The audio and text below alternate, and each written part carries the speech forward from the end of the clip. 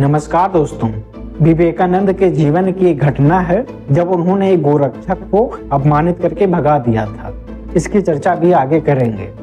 हम किसी महापुरुष को क्यों याद रखते हैं? क्या स्वामी विवेकानंद को केवल इसलिए महान माने कि उन्होंने अमेरिका में एक प्रसिद्ध भाषण दिया था जिसमें उन्होंने हिंदू धर्म और संस्कृति की प्रशंसा की और उनके विचार उच्च थे, या फिर उनके मांस खाने और धूम्रपान करने की वजह से उनकी आलोचना करें? अगर स्वामी विवेकानंद हिंदू आध्यात्मिक गुरु थे तो मुसलमान उन्हें क्यों माने और उनके विचार को अपनाएं? उन्होंने गीता पढ़ने की बजाय फुटबॉल खेलने की सलाह दी थी। उनके एक तरफ मांसाहारी होने और दूसरी तरफ आध्यात्मिक गुरु होने के क्या कारण थे?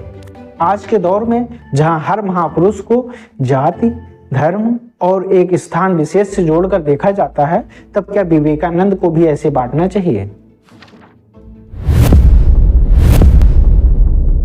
किसी भी व्यक्ति के विचारों और उसके व्यक्तित्व पर उसके परिवार और जन्म स्थान का अधिक प्रभाव पड़ता है।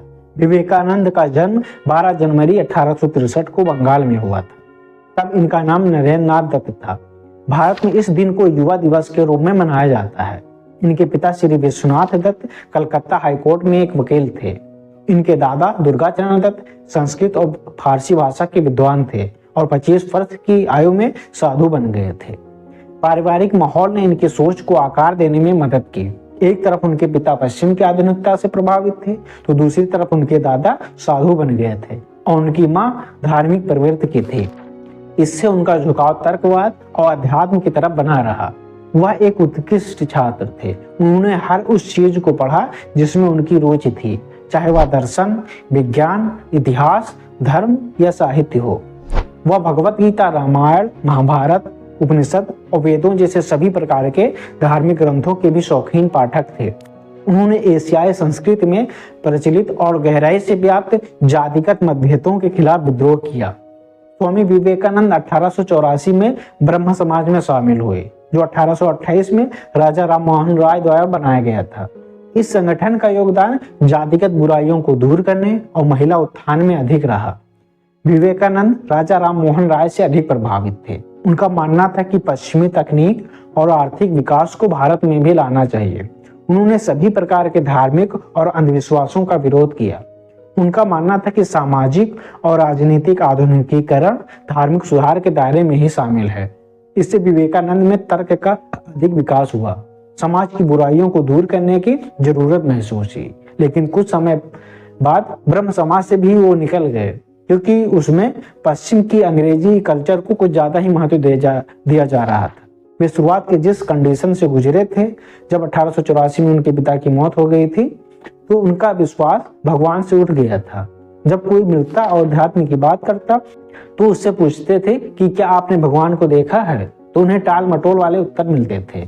इसी बीच उनकी मुलाकात रामकृष्ण परमहंस से हुई, जो काली माता के भक्त थे।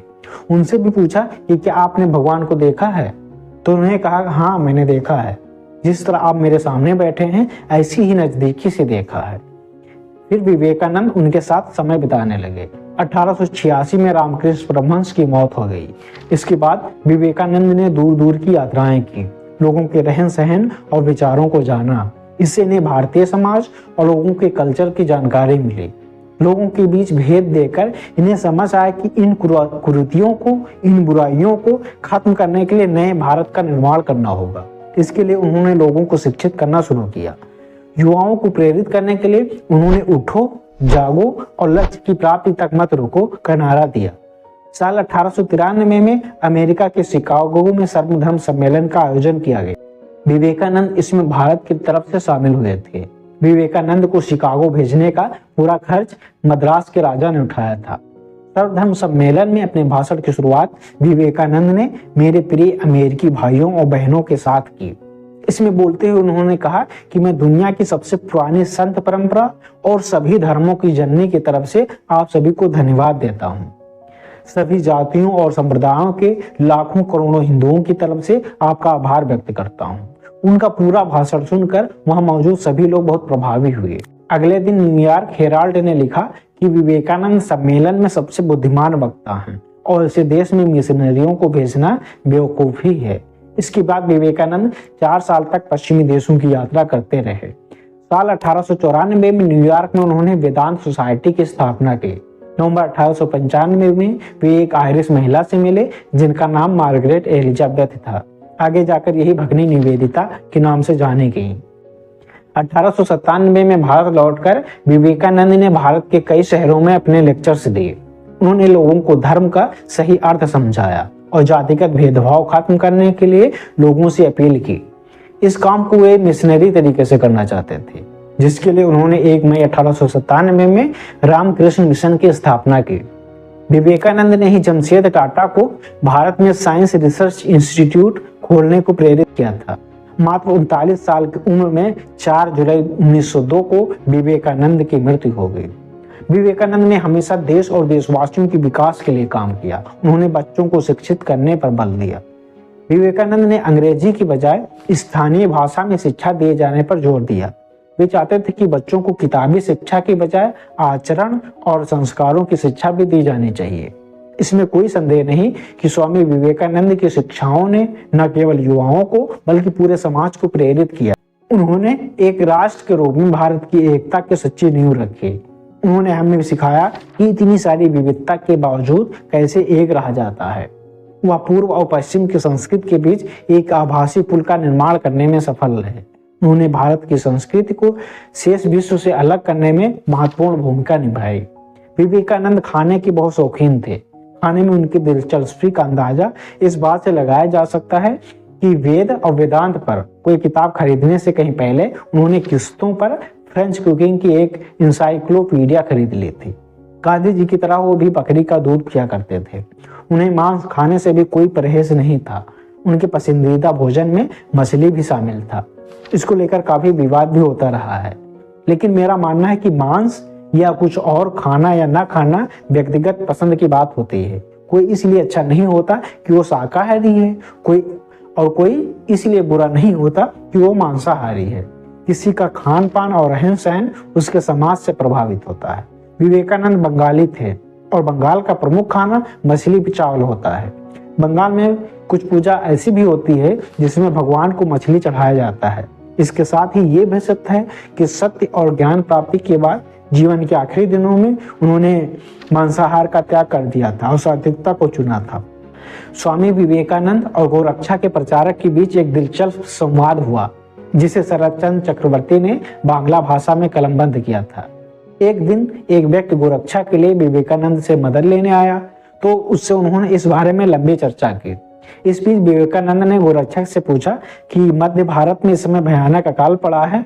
भारत सरकार ने बताया कि 9 लाख लोग अन्न न मिलने की वजह से भूखों मर गए हैं।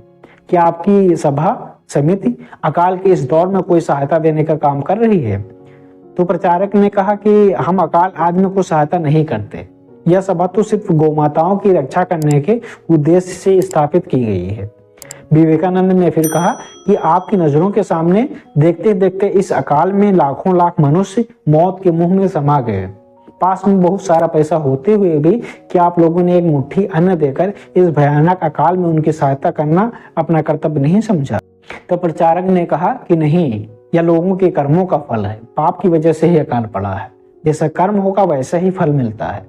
तब स्वामी विवेकानंद ने कहा, जो सभा समिति इंसानों से सहानुभूति नहीं रखती, अपने भाइयों को भूखे मरते देखते हुए भी अपने प्राणों की रक्षा करने के लिए एक मुट्ठी अनाज तक नहीं देती, लेकिन पशु पक्षियों के वास्ते बड़े पैमाने पर अनाज का वितरण करती है, उस सभा समिति के साथ मैं रत्ती भर सहानुभूति नहीं रखता।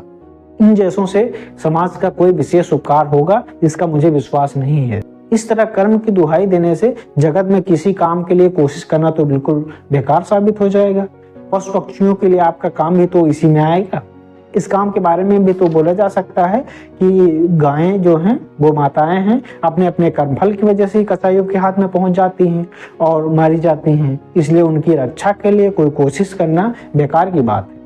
हमारे देश का पतन का यही जीता जागता प्रमाण है।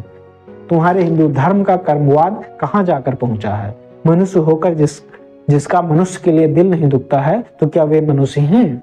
विवेकानंद ने हमेशा मानव सेवा को सर्वोच्च धर्म बताया। वे तर्कवादी थे। उनका मानना था कि व्यक्ति का मानसिक स्वास्थ्य तभी ठीक रहेगा जब उसकी फिटनेस अच्छी होगी।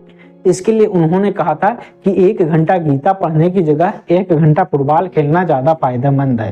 वो गीता पढ़ने के लिए मना नहीं कर रहे थे, वो हमेशा गीता के ज्ञान को अपने भाषणों में शामिल करते थे। लेकिन उनका मानना था कि सबसे पहले व्यक्ति को ऊर्जावान होना चाहिए, अपना सेहत सुधारना चाहिए, बिना इसके सब कुछ व्यर्थ है। आज के दौर में जब लोग धर्म और जाति के नाम पर, शाकाहार और मांसाहार के नाम पर बटे हुए हैं, तो विवेकानंद के विचारों का महत्व बढ़ जाता है।